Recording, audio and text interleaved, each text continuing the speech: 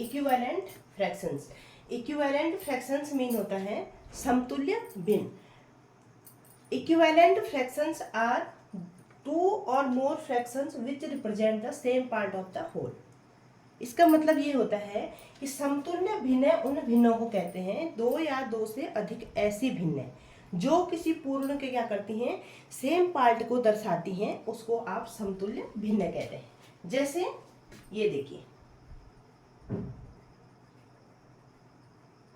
ये एक होल है, पूर्ण है, और इसका 1/2 ये है और 1/2 क्या है, ये है। अब इसे देखेंगे, यहाँ पे देखेंगे तो ये देखिए किसी होल का हमने 4 पार्ट कर दिया है, और 4 में से हमने क्या करा, सब 2 ये 1/4 होगा, 1/4 होगा, 1/4 होगा और 1/4 होगा। ठीक है, इसी तरह से हमने कोई होल है और उसका हमने क्या कर दिया, 6 पार्ट कर दिए।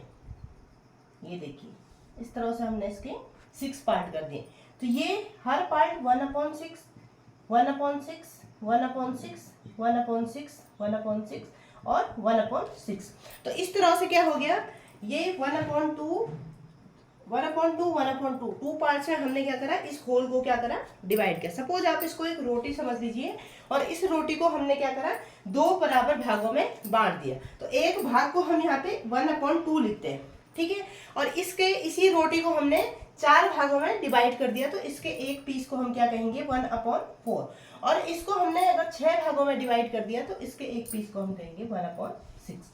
तो यहाँ पे बात हो रही है इक्विवेलेंट फ्रैक्शंस या समतुल्य भिन्नों की। हमने कहा कि ऐसी 2 या 2 से अधिक ऐसी भिन्न जो किसी पूर्ण के क्या करती हैं, समान भागों को प्रदर्शित करती हैं। जैसे देखिए, अगर ये पूरी रोटी है और इसका क्या करा, इसका आधा किया, तो आधा क्या हो गया, 1/2 हो गया, और 1/2 इसमें हो गया।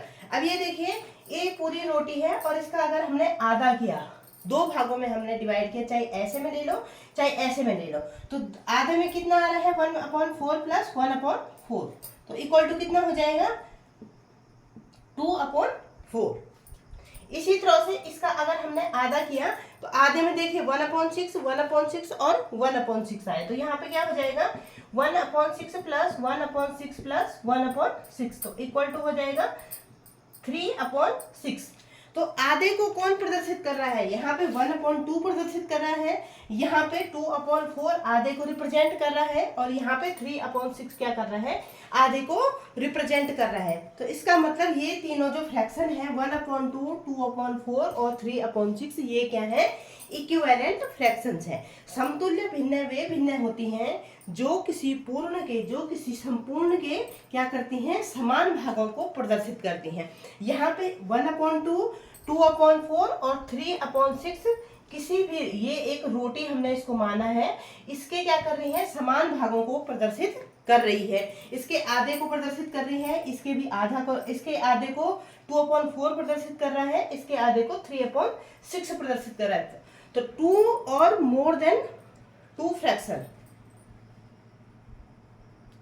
which represent the same part of the whole, they are called equivalent fractions। समतुल्य भिन्न उन भिन्नों को कहते हैं जो किसी पूर्ण के समान भागों को प्रदर्शित करती हैं, उनको आप कहेंगे इक्विवेलेंट फ्रैक्शंस। जैसे इक्विवेलेंट फ्रैक्शन 1/2, 2/4, 3/6, तो हम कह सकते हैं 1/2, 2/4, 3/6, 4/8, इसी तरह से 4/8, ये सब क्या है, इक्विवेलेंट फ्रैक्शंस हैं। अब देखो, अगर हम इसको सिंपल फॉर्म में लाते हैं तो ये 1/2 बन जाएगा, 2 1 जा 2, 2 2 जा 4, 3 1 जा 3, 3 2 जा 6, 4 1 जा 4, 4 2 जा 8। ठीक है, तो समतुल्य भिन्न वे भिन्न होती हैं जो किसी पूर्ण के क्या करती हैं, समान भागों को प्रदर्शित करती हैं। ये समान भागों को प्रदर्शित कर रही हैं, इसीलिए ये समतुल्य भिन्न होती हैं। अब हम पता कैसे लगाएंगे कि जो ये भिन्न है, ये जो फ्रैक्शंस हैं, ये इक्विवेलेंट हैं या नहीं है। तो सबसे पहले आप एक बार इक्विवेलेंट फ्रैक्शंस को और जान लीजिए। इक्विवेलेंट फ्रैक्शंस ऐसी फ्रैक्शंस को कहते हैं, 2 या 2 से ज़्यादा जितने भी फ्रैक्शंस हो, उनमें से वे फ्रैक्शंस इक्विवेलेंट कहलाएंगी जो क्या करेंगी, किसी भी पूर्ण के, कोई भी पूर्ण हो सकता है, वो बेडशीट हो सकती है, वो टॉवल हो सकता है, वो आपका ब्रेड हो सकता है, वो बंद हो सकता है, बिस्किट हो सकता है, उस पूर्ण के समान भागों को अगर ये प्रदर्शित करती है तो आप कहेंगे कि ये भिन्न क्या है, ये जो फ्रैक्शंस हैं वो आपकी इक्विवेलेंट फ्रैक्शंस हैं। तो हम चेक कैसे करेंगे कि ये फ्रैक्शंस इक्विवेलेंट है या नहीं है। ये तो पता चल गया होगा इक्विवेलेंट फ्रैक्शंस किसे कहते हैं। इक्विवेलेंट फ्रैक्शंस को चेक करने के लिए आपने क्या करना है, अगर सपोज आपके पास दो फ्रैक्शंस दी हुई हैं और आपको चेक करना है कि ये इक्विवेलेंट फ्रैक्शंस हैं या नहीं है, तो इसको चेक करने के लिए आपको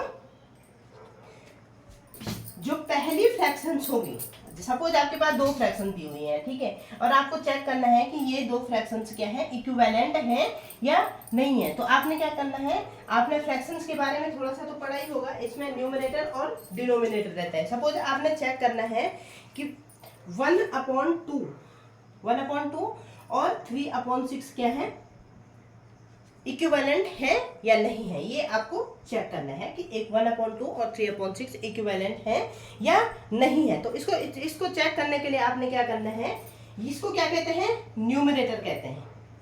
जो ऊपर लिखा जाता है उसको न्यूमरेटर कहेंगे और जो नीचे लिखा जाता है उसको डिनोमिनेटर कहेंगे। तो आप क्या कहेंगे, पहली फ्रैक्शंस के जो पहली फ्रैक्शन है उसके न्यूमरेटर, न्यूमरेटर मतलब होता है अंश, पहली फ्रैक्शंस के न्यूमरेटर को क्या करेंगे, दूसरी फ्रैक्शन के डिनोमिनेटर से मल्टीप्लाई करेंगे।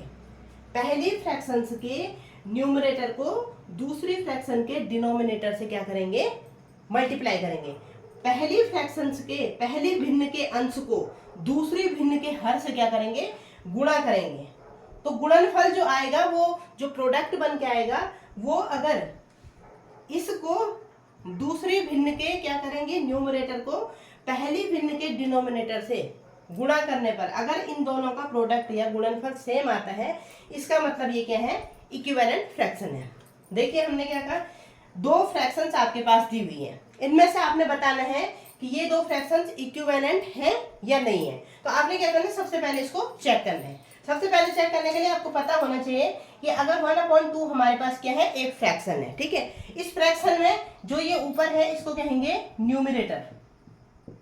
न्यूमरेटर को कहते हैं आप हिंदी में अंश, और जो ये 2 है इसको कहेंगे आप डिनोमिनेटर, और डिनोमिनेटर को आप कहेंगे हर, ठीक है। आधे बच्चे तो इसी में कंफ्यूज होते हैं, अंश और हर या न्यूमरेटर डिनोमिनेटर किसे कहते हैं। इसको न्यूमरेटर कहते हैं और इसको डिनोमिनेटर कहते हैं। फ्रैक्शंस के बारे में डिटेल्स में पढ़ेंगे। इक्विवेलेंट फ्रैक्शन मैंने ऐसे ही एक टॉपिक ले लिया था। 1 न्यूमरेटर है और 2 आपका क्या है, डिनोमिनेटर है, ठीक है।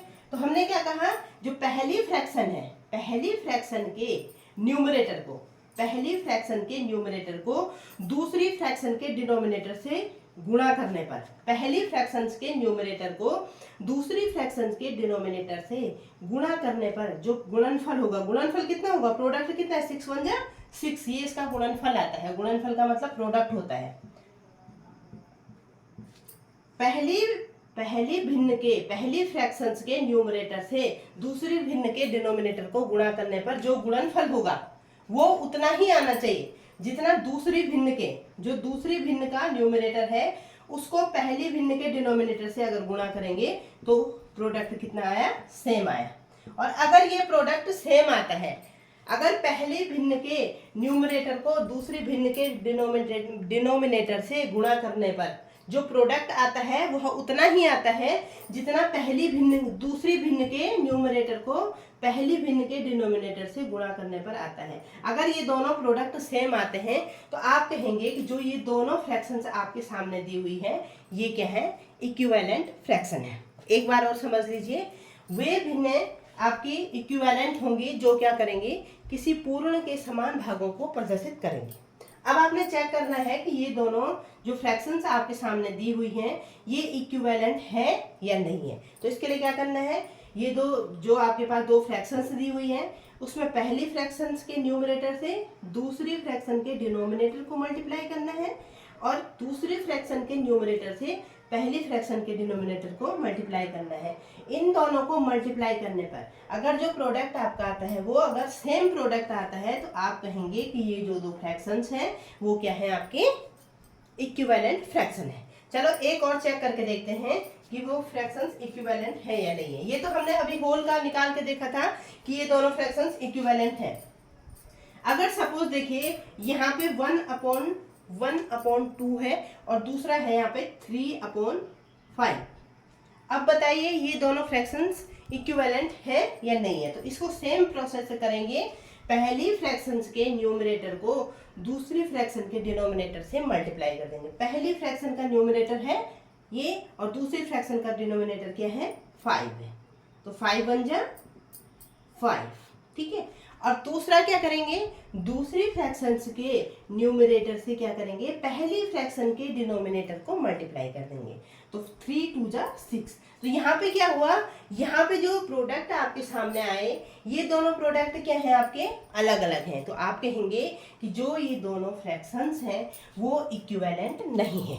तो इक्विवेलेंट फ्रैक्शंस को चेक करने के लिए आपने क्या करना है, जो भी आपके पास फ्रैक्शंस दी हुई हैं उनमें से आपने पहली फ्रैक्शंस के न्यूमरेटर को दूसरी फ्रैक्शन के डिनोमिनेटर से गुणा करना है और दूसरी फ्रैक्शन के न्यूमरेटर से पहली फ्रैक्शन के डिनोमिनेटर को गुणा करना है।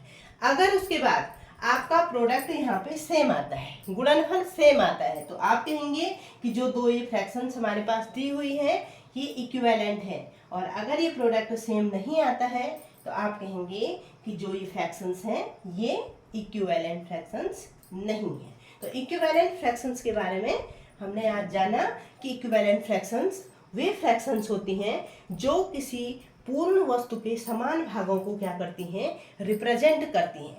ओके, तो समतुल्य भिन्न वे भिन्न होती हैं जो क्या करती हैं, दो या दो से अधिक भिन्नों के समान भागों को प्रदर्शित करती हैं। Equivalent fractions are two or more fractions which represent the same part of the whole.